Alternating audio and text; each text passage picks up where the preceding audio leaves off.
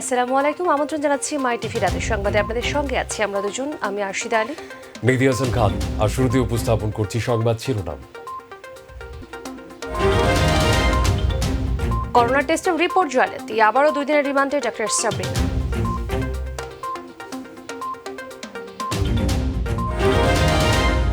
ভেজাল ওষুধ বিক্রি করে দেশের সুনাম ক্ষুণ্ণ করছে একটি চক্র, কঠোর ব্যবস্থা নেওয়ার হুঁশিয়ারি ঔষধ প্রশাসনের।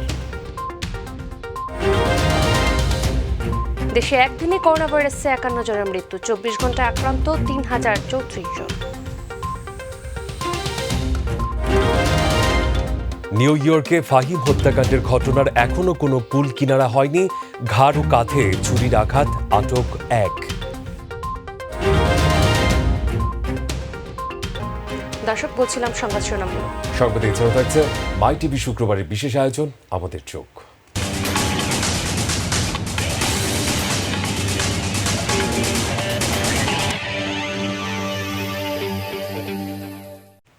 এবারে বিস্তারিত। করোনা পরীক্ষা না করে রিপোর্ট জালিয়াতির অভিযোগে গ্রেফতার জেকেজি হেলথ কেয়ারের চেয়ারম্যান ডক্টর সাবরিনাকে আবারও 2 দিন রিমান্ডে পাঠিয়েছে আদালত। শুক্রবার ঢাকার সিএমএম আদালতে সাবরিনার ফের রিমান্ড আবেদন করলে তা মঞ্জুর করে আদালত, আর নাকচ করা হয় ডক্টর সাবরিনার জামিন আবেদন। আর জানাচ্ছেন ডেনিদ রং। করোনা পরীক্ষার রিপোর্ট জালিয়াতি, প্রতারণার অভিযোগে গ্রেপ্তার জেকেজি হেলথ কেয়ারের চেয়ারম্যান ডক্টর সাবরিনার প্রথম দফায় 3 দিনের রিমান্ড শেষে শুক্রবার হাজির করা হয় সিএমএম আদালতে। তাকে আরও জিজ্ঞাসাবাদের জন্য পুলিশ ফের 5 দিনের রিমান্ড আবেদন করে আদালতে, পাশাপাশি জামিন আবেদন করে আসামিপক্ষ। আদালত উভয় পক্ষের বক্তব্য শুনে ডক্টর সাবরিনার 2 দিনের রিমান্ড মঞ্জুর করে। বিজ্ঞ আদালতকে বলেছি, এই মামলায় যদি রিমান্ড মঞ্জুর করা হয় তাহলে মামলা সুষ্ঠু এবং নিরপেক্ষ তদন্ত সম্পন্ন হবে এবং এই মামলার সাথে আর যারা জড়িত আছে তাদেরকে আইনের আওতায় এনে গ্রেপ্তার করা সম্ভব হবে এবং আরও কোনো প্রতিষ্ঠান এ ধরনের করোনা রিপোর্ট জালিয়াতির সাথে জড়িত আছে কিনা তাদেরকেও গ্রেপ্তার করা সম্ভব। যেসব অভিযোগ উঠেছে তার কোনোটির সাথেই ডক্টর সাবরিনা জড়িত নন বলে দাবি করেন তার আইনজীবী। এভিডেন্স অ্যাক্ট অনুযায়ী এই ধরনের স্বীকারোক্তি বুঝতে হবে যে এটা ইনডুসমেন্টের মাধ্যমে হয়েছে, এইটা কোনো ধরনের প্ররোচনার মাধ্যমে হয়েছে। আমার যে সাবরিনা ওনার অ্যারেস্টের কোনো ভিত্তি নেই। করোনার নমুনা সংগ্রহ করে পরীক্ষা ছাড়াই অর্থের বিনিময়ে রিপোর্ট জালিয়াতির অভিযোগে পুলিশ 23 জুন জেকেজি হেলথ কেয়ারের সিইও আরিফুল হক সহ 6 জনকে গ্রেপ্তার করে। তারই ধারাবাহিকতায় গ্রেপ্তার হন ডক্টর সাবরিনা। ডেনিদ রং, মাই টিভি, ঢাকা। বাংলাদেশে তৈরি ওষুধ যখন বিশ্বের প্রায় 200টি দেশে রপ্তানি হচ্ছে, ঠিক তখনই ভেজাল, নিম্নমান ও মেয়াদ উত্তীর্ণ ওষুধ বিক্রি করে মুনাফা অর্জন করছে একটি শ্রেণী, যা সুনাম ক্ষুণ্ণ করছে দেশের ঔষধ শিল্পের, ঝুঁকিতে ফেলছে মানুষের জীবন। এই ধরনের নিকৃষ্ট কাজের সঙ্গে যারা জড়িত তাদের বিরুদ্ধে সরকারের অভিযান অব্যাহত রয়েছে বলে জানিয়েছে ঔষধ প্রশাসন অধিদপ্তর। বিশেষ রিপোর্ট রাকিব হাসানের। আন্তর্জাতিক ঔষধ বাজারে বিস্ময়কর প্রসার ঘটেছে বাংলাদেশের। বর্তমানে দেশের 98% চাহিদা মিটিয়ে বিশ্বের 160টি দেশে রপ্তানি হচ্ছে বাংলাদেশি ঔষধ। এই সাফল্যের বিপরীতে দেশ জুড়ে ভেজাল, মেয়াদ উত্তীর্ণ ও নিম্নমানের ঔষধের বিপণনে এ খাতের সব সম্ভাবনা এখন পড়তে যাচ্ছে হুমকির মুখে। দেশের আনাচে কানাচে গড়ে ওঠা ফার্মেসিগুলোর পাশাপাশি এরই মধ্যে মডেল ফার্মেসি হিসেবে সুখ্যাতি অর্জনকারী চেইন ফার্মেসিগুলোতেও বিক্রি হচ্ছে মেয়াদ উত্তীর্ণ ভেজাল ও নিম্নমানের ঔষধ। সম্প্রতি রাজধানীর বেশ কয়েকটি ফার্মেসিতে অভিযান চালিয়ে বিপুল পরিমাণ ভেজাল ও মেয়াদ উত্তীর্ণ ঔষধ বিক্রির প্রমাণ পেয়েছে আইনশৃঙ্খলা রক্ষাকারী বাহিনী। এমনই কিছু অভিজ্ঞতার কথা মাইটিভিকে জানালেন র্যাবের এই নির্বাহী ম্যাজিস্ট্রেট। আমরা ভ্রমণ আদালত পরিচালনাকালীন দেখলাম যে লাস ফার্মাতে বিপুল পরিমাণ অনুমোদনহীন ওষুধ তারা কিন্তু আমদানি করেছে, মজুত করেছে, তারা বিক্রয় করছে এবং বন্টন কাজে যুক্ত আছে। শুধু এটা না, আমরা কিন্তু বিপুল পরিমাণ মেয়াদোত্তীর্ণ ওষুধও কিন্তু লাস ফার্মা থেকে আমরা জব্দ করেছি ওষুধ প্রশাসন দপ্তরের কর্মকর্তাদের সহযোগিতায়। এসএইচএস হাসপাতাল এবং ডিজিটাল ডায়াগনস্টিক সেন্টার সংলগ্ন যে ফার্মেসি ছিল সে ফার্মেসিতেও আমরা অভিযান চালাই এবং সেখানেও কিন্তু বিপুল পরিমাণ অনুমোদনহীন ওষুধ এবং মেয়াদোত্তীর্ণ ওষুধ পাওয়া যায়। মেয়াদোত্তীর্ণ, ভেজাল ও মানহীন ঔষধ চিহ্নিত করার জন্য প্রতিটি ফার্মেসিতে একজন ফার্মাসিস্ট থাকার বিধান থাকলেও বাস্তবে দেখা যায় ভিন্ন চিত্র। এ নিয়ে ফার্মেসি কাউন্সিল অব বাংলাদেশের রয়েছে নানা অভিযোগ। চেন ফার্মেসি করলে মালিক একজন হইতে পারবে, 10টা ফার্মেসির মালিক, কিন্তু 10টা আউটলেটের জন্য 10 জন ফার্মাসিস্ট লাগবে। ওষুধ নিয়ন্ত্রণ আইনের যে 13-2 বলা আছে, ফার্মাসিস্টের সরাসরি ব্যক্তিগত তত্ত্বাবধান ব্যতীত কেউ ওষুধ ক্রয় বিক্রয় বা বিতরণ করতে পারবে না, ডিসপেন্স করতে পারবে না, কিন্তু এই আইনটা এক্সারসাইজ করা হচ্ছে না। এদিকে ওষুধ প্রশাসন বলছে ভেজাল ঔষধের বিরুদ্ধে চলমান রয়েছে তাদের অভিযান। জেল জরিমানার পাশাপাশি অভিযুক্ত ফার্মেসিগুলোর লাইসেন্স বাতিলের কথা জানান প্রতিষ্ঠানটির পরিচালক। নকল, ভেজাল, মেয়াদোত্তীর্ণ, তারপরে ওষুধের বিরুদ্ধে আমাদের নিয়মিত অভিযান চলছে এবং এইসব বিষয়ে আমরা জনগণকে সচেতনতার পাশাপাশি যারা ওষুধ ব্যবসায়ী তাদেরকেও সচেতনতামূলক আমরা প্রোগ্রাম করেছি। মানুষের জীবন রক্ষায় চিকিৎসকরা ওষুধ ব্যবহার করার নির্দেশনা দিলেও ভেজাল ওষুধ ব্যবহারে নিমিষেই চলে যেতে পারে মানুষের প্রাণ। তাই যারা এ ধরনের কাজের সঙ্গে যুক্ত রয়েছেন তাদের বিকার মানসিকতা এখনই পরিবর্তন প্রয়োজন বলে মনে করেন ঢাকা বিশ্ববিদ্যালয় ফার্মেসি অনুষদের চেয়ারম্যান অধ্যাপক ডক্টর সীতেশ চন্দ্র বাছার। সবথেকে বড় বিষয় যে মানসিকতা, বোধ, এই বোধটা যদি আমি পরিবর্তন না করতে পারি, আমি যতই আইনের প্রয়োগ করি না কেন এটা সম্ভব নয়। তাই যে সম্প্রতি যে ঘটনাগুলো ঘটছে সেখানে এই বোধের বা অনুভবের কিছু ঘাটতি রয়েছে। তাদের ব্যবসায়টাই সব থেকে বড় করে দেখছে তারা। রাকিব হাসান, মাই টিভি, ঢাকা। দেশে 24 ঘন্টায় করোনা ভাইরাসে সংক্রমিত হয়ে 51 জনের মৃত্যু হয়েছে। নতুন করে 3034 জনের করোনা শনাক্ত হয়েছে। দেশে এখন পর্যন্ত করোনায় মারা গেছেন 2547 জন, আর দেশে মোট করোনা শনাক্ত হয়েছেন 1,99,357 জনের। দেশে করোনা ভাইরাসের সংক্রমণ পরিস্থিতি নিয়ে স্বাস্থ্য অধিদপ্তরের নিয়মিত অনলাইন ব্রিফিংয়ে এ তথ্য জানানো হয়। ব্রিফিংয়ের তথ্য মতে 13,460টি নমুনা পরীক্ষা করা হয়েছে 24 ঘন্টায়। এ পর্যন্ত পরীক্ষা হয়েছে 10,06,751টি নমুনা।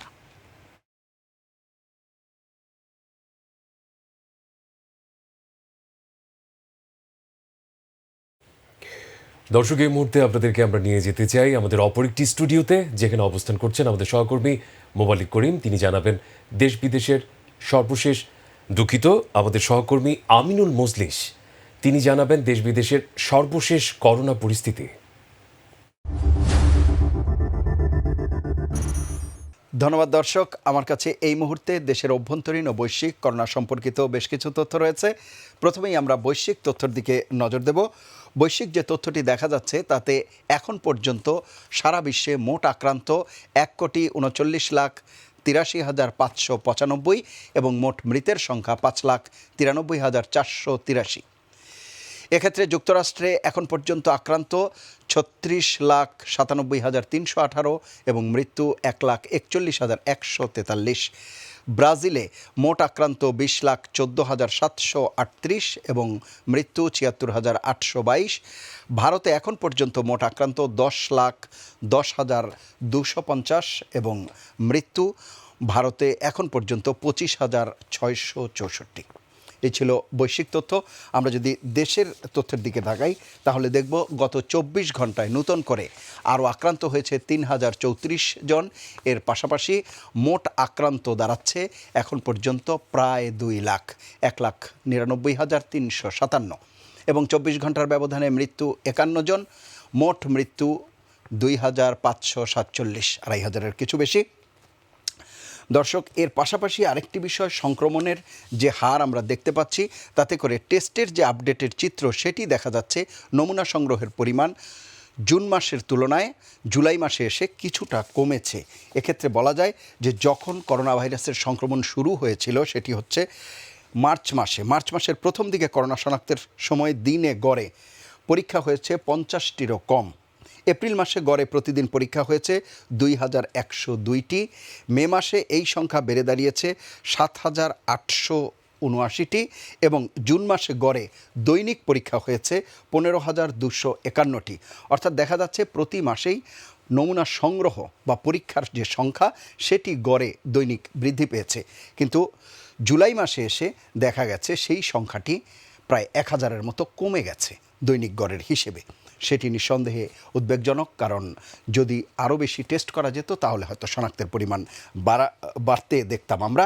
এবং জুলাই মাসে এ পর্যন্ত যা টেস্ট করা হয়েছে তাতে দেখা যাচ্ছে যে শনাক্তের হার প্রায় 25%, অর্থাৎ 4 থেকে 5 জনের যখন নমুনা সংগ্রহ করা হচ্ছে প্রতি 4 থেকে 5 জনের মধ্যে একজনের দেহে করোনা ভাইরাস পাওয়া যাচ্ছে। প্রিয় দর্শক, এই ছিল আমার কাছে করোনা সম্পর্কিত দেশের অভ্যন্তরীণ ও বৈশ্বিক তথ্য। চলে যাচ্ছি নিউজ স্টুডিওতে। আমিনুল মজিস, আপনাকে অসংখ্য ধন্যবাদ। এবারে আমাদের চোখ জীবিকার তাগিদে করোনা ঝুঁকি উপেক্ষা করেও কর্মস্থলে সব শ্রেণী পেশার মানুষ, যদিও সংক্রমণের আশঙ্কায় সব ধরনের সামাজিক অনুষ্ঠান বন্ধ, যার প্রভাব পড়েছে ডেকোরেটরের সাথে জড়িতদের। প্রায় 4 মাসের বেশি সময় ধরে অসহায় দিন যাপন করছেন রন্ধন শিল্পের কারিগর বাবুর্চিরা। মাই টিভির বিশেষ এই আয়োজনটি তুলে ধরছেন মাহবুব সৈকত, খোকন চৌধুরী ছিলেন ক্যামেরায়। প্রায় মাসাধিককাল থেকে দোকান পাহারা দেয়াই হচ্ছে হাসু মিয়ার। করোনাকালে বন্ধ সব ধরনের সামাজিক অনুষ্ঠান, তাই নেই ডেকোরেটর সংশ্লিষ্ট কোনো কিছু ভাড়া নেয়ার মানুষও। বসে আছি, বাইকে থাকে কিছু আসবে, কোনো মাল ভাড়া যায় না, কোনো কিছু নেই, অনুষ্ঠান নেই। সাজসজ্জার জন্য ব্যবহৃত সামগ্রী ভাড়া দিয়ে জীবন নির্বাহ করে এমন সবারই গেল 4 মাস থেকে একই অবস্থা। দোকান ভাড়া দিতে পারছি না, কর্মচারী চালাইতে পারতাছি না, নিজে চলতে পারতাছি না। মাইকের কাজ নাই, ডেকোরেটের কাজ নাই, লাইটের কাজ নাই, কিছুই ভাড়া যায় না একেবারে। পাতিল পুতিল সব ফাগুন্দা পয়লা ময়লা পড়ে গেছে একেবারে। বাস যত বাইরে আছে সব বাইরে বৃষ্টিতে ভিজে একটা বাস সব নষ্ট হয়ে গেছে। আয় না থাকায় সীমাহীন কষ্টে সংশ্লিষ্ট পেশার মানুষের জীবন এবং জীবিকা।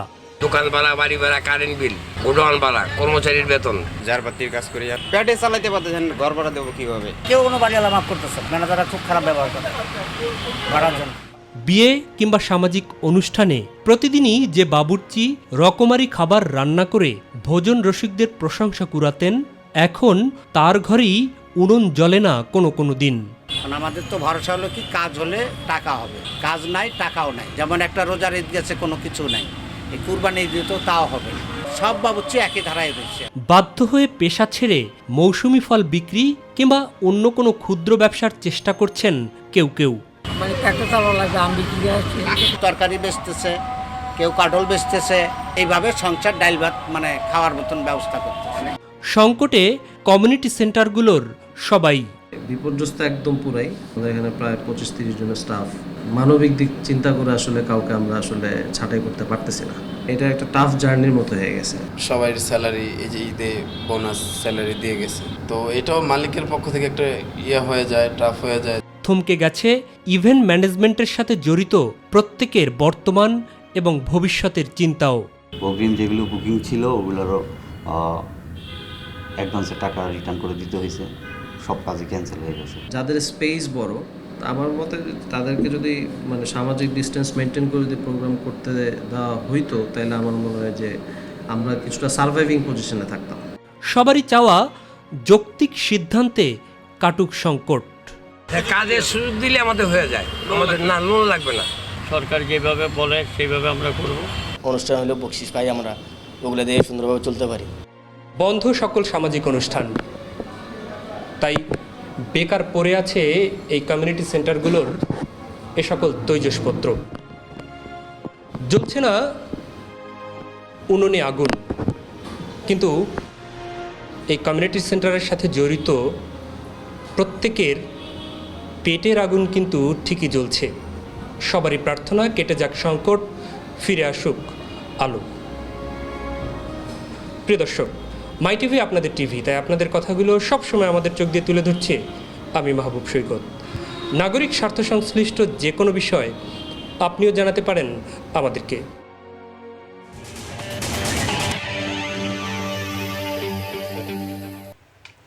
করোনা ভাইরাসের প্রভাব পড়েছে কোরবানির মশলার বাজারে। ঈদ ঘনিয়ে আসলেও ক্রেতা সমাগম কম। বাজারে গরুর মাংসের দাম স্বাভাবিক, তবে মাছ ও মুরগির মাংসের দাম কিছুটা ঊর্ধ্বগতি। এসএম আরিফের রিপোর্ট। সারা বছর মশলার চাহিদা থাকলেও কোরবানি ঈদের আগে তা বাড়ে দ্বিগুণ। তবে এবার যেন ভিন্ন চিত্র। ছুটির দিনেও রাজধানীর কাউরান বাজারের মশলার দোকানে নেই চিরচেনা সেই ভিড়। মশলার বিক্রিটা একেবারেই তুলনামূলক অনেক কম। ঈদ আসলে মশলার দাম বাড়ে, কিন্তু এবছর মশলার দাম আগের চেয়ে অনেক কমতে আছে। কোনোটার দাম কমছে, কোনোটা বাড়ছে। মশলাও দেখলাম যে 15 টাকা 10 টাকা কম আছে। হ্যাঁ, চাহিদাও কম আছে, মানে ঢাকা থেকে তো বহু লোক ঢাকার বাইরে চলে গেছে। আগের মতো যে যানজট এটা নেই আর কি, নিরিবিলি আপনি বাজার করতে পারতেছেন। গরুর মাংসের দাম স্বাভাবিকই, তবে ক্রেতা কম থাকায় বিপাকে ব্যবসায়ীরা। আমাদের বিক্রি চাহিদা নেই, আমাদের যে কাস্টমারের গোশ না হয়তো অনসম্পূর্ণ গোশ বাইরের থেকে নেয় 550 টাকা 45 টাকা কাস্টমার তো নাকি। এদিকে দাম কিছুটা ঊর্ধ্বমুখী মাছ ও মুরগির মাংসের। নদীতে মাছ ধরা পড়তেছে কম, দামটা একটু বাড়তি। বিভিন্ন ইস্যুতে আসলে দাম আসলে কমছে না, চাহিদার উপর অবশ্যই বেশ কম হওয়ার কথা, কিন্তু এরা কেন বাড়ায়, কোনো এক জায়গায় সমস্যা আছেই। কেজি প্রতি 10 থেকে 15 টাকা দাম কমেছে। দু একটি সবজি ব্যতীত কাঁচা বাজার আছে স্থিতিশীল। এস এম আরিফ, মাই টিভি, ঢাকা। নিউ ইয়র্কে নিজ অ্যাপার্টমেন্টে হত্যার শিকার ফাহিম সালের ঘাড় ও কাঁধে ছুরির আঘাতের কারণে মৃত্যু হয়েছে। ময়নাতদন্ত রিপোর্টে এমনটাই বলা হয়েছে। তবে হত্যার কারণ অনুসন্ধানে এখনো কোনো কুলকিনারা করতে পারেনি পুলিশ। এদিকে সন্দেহভাজন একজনকে আটক করা হয়েছে। আরও জানাচ্ছেন মোবালিক করিম। সিসিটিভির ফুটেজ আর ক্লু ধরে এগিয়ে চলছে নিউ ইয়র্কে বাংলাদেশি বংশোদ্ভূত তরুণ উদ্যোক্তা ফাহিম সালের হত্যাকারীর খোঁজ। নজরদারি ক্যামেরায় ধারণকৃত ফুটেজে ফাহিমকে সবশেষ অ্যাপার্টমেন্টে লিফটে উঠতে দেখা গেছে। ওই লিফটে তার সঙ্গে সম্পূর্ণ কালো পোশাক পরে একজন প্রবেশ করে। ওই ব্যক্তিকে সম্ভাব্য খুনি হিসেবে ধারণা করছে পুলিশ, যাকে পেশাদার হিসেবেই ধরা হচ্ছে।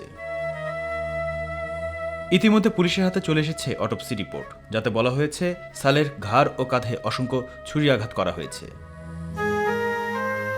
আর তদন্ত কর্মকর্তার ধারণা, ফাহিমকে হত্যার পর খণ্ডিত মরদেহ সুটকেসে ভরে কোথাও সরিয়ে নেওয়ার পরিকল্পনা ছিল খুনির। তবে তার কাজ শেষ হওয়ার আগেই হয়তো ওই অ্যাপার্টমেন্টে যাওয়ার জন্য কেউ নিচ থেকে কলিং বেল টিপেছিলেন। সে শব্দেই ঘাতক সবকিছু ফেলে ভবনের পেছনের দরজা ও সিঁড়ি ব্যবহার করে পালিয়ে যায়। তবে ব্যবসায়িক বিরোধের জেরে হত্যার সম্ভাবনার বিষয়টিও তদন্তকারীরা মাথায় রাখছেন বলেও খবর আসছে আন্তর্জাতিক সংবাদ মাধ্যমগুলোতে। এরই মধ্যে সন্দেহভাজন একজনকে আটক করেছে পুলিশ, তবে তার সম্পর্কে কিছুই প্রকাশ করা হয়নি। মোবাল্লিক করিম, মাই টিভি। নিচ্ছে একটি সংবাদ বিরতি। সঙ্গেই থাকুন, একটু পরেই ফিরে আসবো। দুদফা জানাজা শেষে অধ্যাপক ডক্টর এমাজউদ্দিন আহমেদের মরদেহ মিরপুর বুদ্ধিজীবী কবরস্থানে দাফন।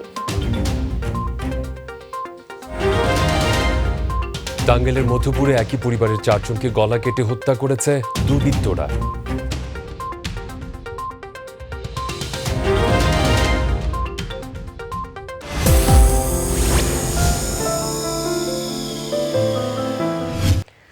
ঢাকা বিশ্ববিদ্যালয়ের সাবেক উপাচার্য রাষ্ট্রবিজ্ঞানী অধ্যাপক ডক্টর এমাজউদ্দিন আহমেদ হৃদরোগে আক্রান্ত হয়ে মারা গেছেন। মৃত্যুকালে তার বয়স হয়েছিল 87 বছর। বাদ জুমা কাটাবন মসজিদে প্রথম জানাজা ও বাদ আসর ঢাকা বিশ্ববিদ্যালয় কেন্দ্রীয় মসজিদে জানাজা শেষে তাকে মিরপুর বুদ্ধিজীবী কবরস্থানে দাফন করা হয়। আমিনুল মজুসের রিপোর্ট। একজন এমাজউদ্দিন আহমেদ বর্ণাঢ্য জীবনের পরতে পরতে যুক্ত করেছেন সাফল্যের পালক। সিক্ত হয়েছেন শুভাকাঙ্ক্ষীদের ফুলেল শুভেচ্ছায়। শেষ যাত্রায়ও তার ব্যতিক্রম নয়। 21 পদকপ্রাপ্ত এই গুণী শিক্ষাবিদের মৃত্যু সংবাদে সকাল থেকেই রাজধানীর এলিফ্যান্ট রোডের বাসায় শ্রদ্ধা জানাতে ভিড় করেন বিভিন্ন শ্রেণী পেশার মানুষ। দীর্ঘদিন থেকেই ভুগছিলেন বার্ধক্যজনিত নানা রোগে। বৃহস্পতিবার মধ্যরাতে শারীরিক অবস্থার অবনতি হলে দ্রুতই হাসপাতালে নেয়ার পর শুক্রবার সকালে চলে যান না ফেরার দেশে। আমার নিজের ছোট ভাইও MRCP doctor, he was also there. কিন্তু আমাদের সবার চেষ্টাকে এটা বিফল করে আল্লাহ তাআলা আমার বাবাকে নিয়ে গেছেন। বিএনপিপন্থী বুদ্ধিজীবী হিসেবে পরিচিতি পেলেও ঢাকা বিশ্ববিদ্যালয়ের সাবেক এই উপাচার্য আমৃত্যু চেষ্টা করেছেন দলকেন্দ্রিক চিন্তাধারার বাইরে গিয়ে সমন্বিত উদ্যোগ প্রতিষ্ঠা করতে। তার সারাটা জীবন ধরে তিনি বাংলাদেশের স্বাধীনতা, সার্বভৌমত্ব এবং গণতন্ত্রের জন্য তিনি তার লেখনী অব্যাহত রেখেছেন। তার জীবনের সমস্ত কর্মটাই ছিল তার এই বাংলাদেশের জন্য।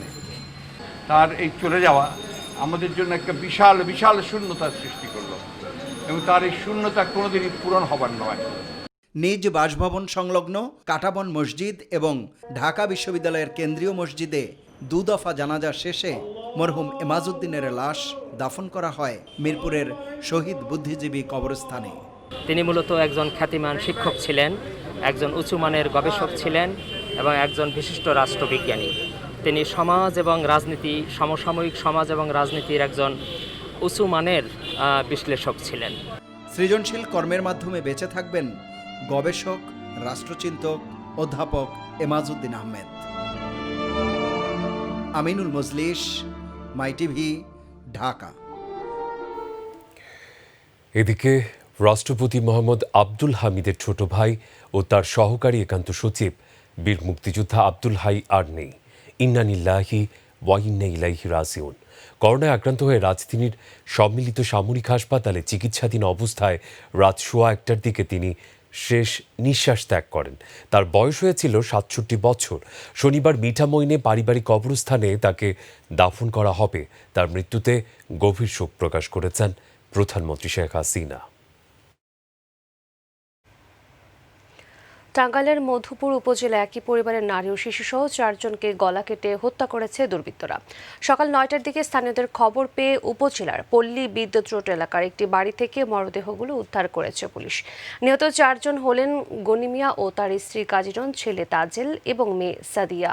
মধুপুর সার্কেলের সহকারী পুলিশ সুপার জানান, জেলা থেকে পিবিআই ও সিআইডি বিশেষজ্ঞ টিম ঘটনাস্থলে আসছে। পুলিশ ঘটনাস্থল ঘিরে রেখেছে।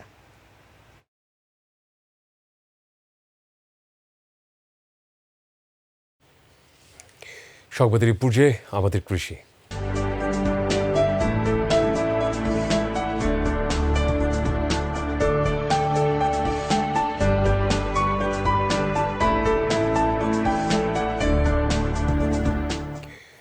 লতিরাজ কচু জয়পুরহাটের পাঁচবিবি উপজেলার কৃষকদের ভাগ্য বদলে দিয়েছে।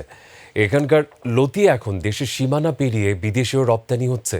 অন্যান্য সবজি চাষের চেয়ে কম অর্থ বিনিয়োগে বেশি লাভবান হওয়ায় প্রতি বছরই এর চাষ বাড়ছে। প্রতিনিধি বিপুল কুমার সরকারের প্রতিবেদন, জানাচ্ছেন মোবালিক করিম। জয়পুরহাটের পাঁচবিবি উপজেলার বটতলী এলাকার অস্থায়ী এই বাজারে প্রতিদিন দেশে বিভিন্ন অঞ্চল থেকে ব্যাপারীরা আসছেন লতি কিনতে। পুষ্টিকর ও সুস্বাদু হওয়ায় রাজধানী ঢাকাসহ দেশের বিভিন্ন অঞ্চল ও দেশের সীমানা পেরিয়ে বর্তমানে সিঙ্গাপুর, মালয়েশিয়া, সৌদি আরব, ইউরোপ ও আমেরিকার মতো দেশেও এর চাহিদা বাড়ছে।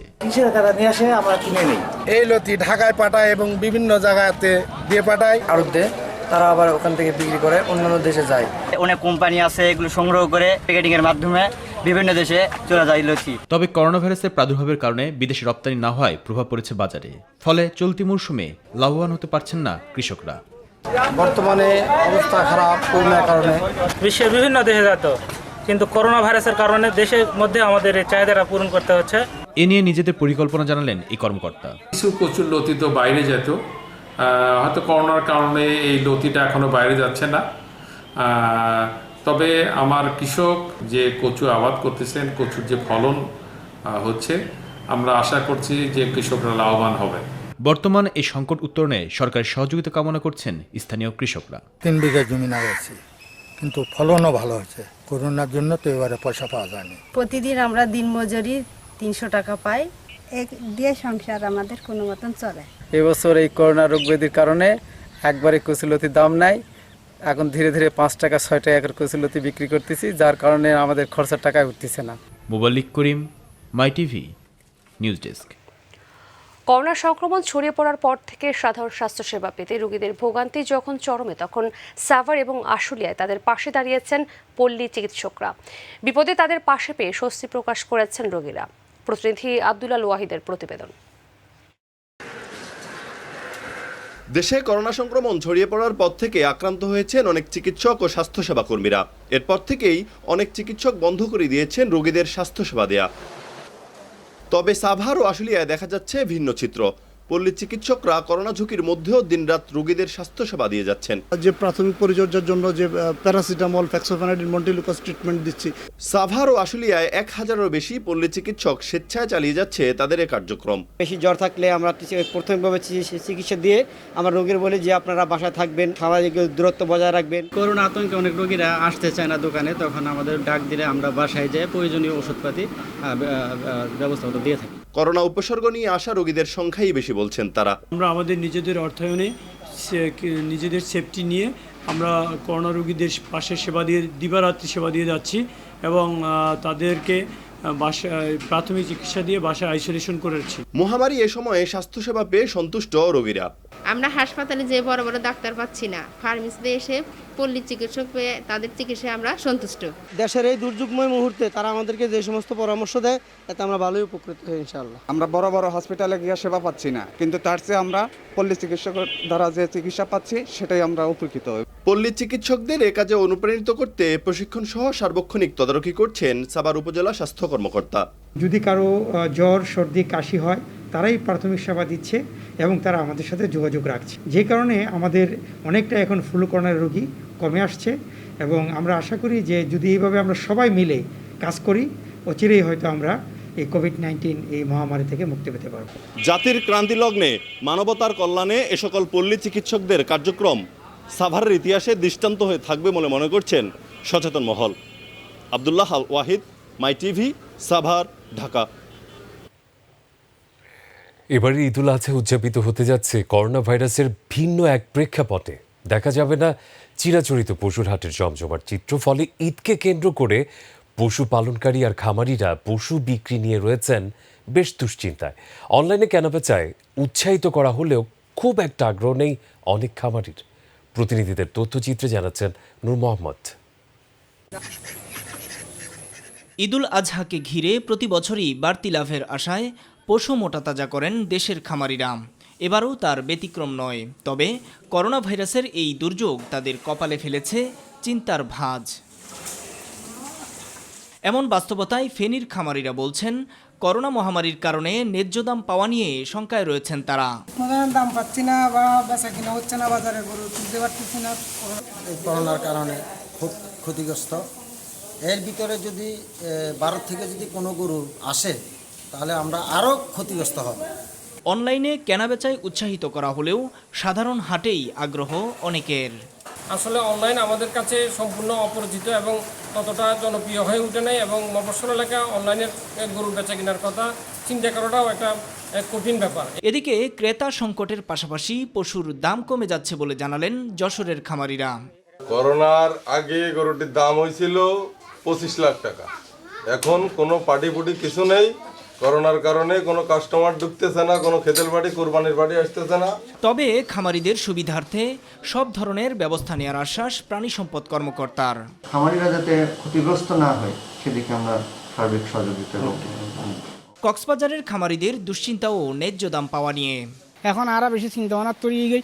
এখন বিদেশত যদি ইন্ডিয়ার তো বর্মার তো প্রত্যেক জায়গার তো ভিন্ন রকম জায়গার তো গরু আই যাবই, আর বাংলাদেশের মাঝে অভাবগ্রস্ত হয়ে যাবে। প্রণোদনাগুলি দেয়, তাহলে আমরা আশা করি যে করোনাকালীন যে ক্ষতি হয়েছে আমাদের সেটা আমরা দ্রুত কাটিয়ে উঠে এই দেশের এই শিল্পকে আমরা বাঁচিয়ে রেখে আরো উন্নত করতে পারবো। অনলাইন ছাড়াও উন্মুক্ত স্থানে বসানো হাটের মাধ্যমে পশু বেচা কেনার পরিকল্পনা জেলা প্রশাসনের। আমাদের ফেসবুক পেজে অনলাইন ক্যাটেল মার্কেট কক্সবাজার চালু করেছে। এখানে কয়েক হাজার গরু, ছাগল এবং মহিষ, ভেড়া এদের ছবি দেওয়া আছে। মানুষজন সেখানে ওই যে কৃষক আছে বা খামারি আছে তার সাথে যোগাযোগ করে এটা কিনতে পারবে। নূর মোহাম্মদ, মাই টিভি নিউজ ডেস্ক। এর সঙ্গে শেষ করছি সংবাদ। তবে যাবার আগে সংবাদ শিরোনামগুলো মনে করিয়ে দিতে চাই আরও একবার। করোনা টেস্টের রিপোর্ট জালিয়াতি, আবারও 2 দিনের রিমান্ডে ডক্টর সাবরিনা।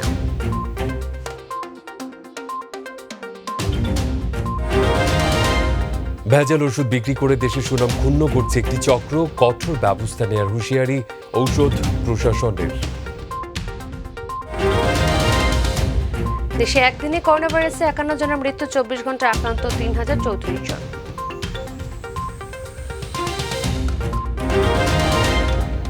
নিউ ইয়র্কে ফাহিম হত্যাকাণ্ডের ঘটনার এখনো কোনো কুল কিনারা হয়নি, ঘাড় ও কাঁধে ছুরির আঘাত, আটক 1। প্রতিপক্ষ যত শক্তিশালী হোক, ভারতের 1 ইঞ্চি জমিও কেড়ে নিতে পারবে না, লাদাখ সফরে ভারতের প্রতিরক্ষা মন্ত্রী রাজনাথ সিং। এবং মার্কিন মুলুকে করোনা আক্রান্তের সংখ্যা বেশি হবার কারণ অনুসন্ধানে যুক্তরাষ্ট্র বিশ্ব স্বাস্থ্য সংস্থার পাল্টাপাল্টি অবস্থান। দর্শক, এই ছিল এখনকার সংবাদ। এছাড়া ইউটিউবে মাই টিভি সংবাদ পেতে ভিজিট করুন youtube/mytvbt নিউজ, এবং আমাদের সকল অনুষ্ঠান দেখতে ভিজিট করুন youtube/mytvবাংলা, facebook/mytvবাংলা ও twitter/ মাই টিভি বাংলা। আমাদের পরবর্তী সংবাদ দেখার আমন্ত্রণ জানিয়ে বিদায় নিচ্ছি আমরা দুজন। আমি আরশিদ আলী, মেহেদী হাসান খান। প্রিয় দর্শক, করোনা সংক্রমণ প্রতিরোধে সবাই সতর্ক থাকুন, স্বাস্থ্যবিধি মেনে চলুন। আল্লাহ হাফেজ। আল্লাহ হাফেজ।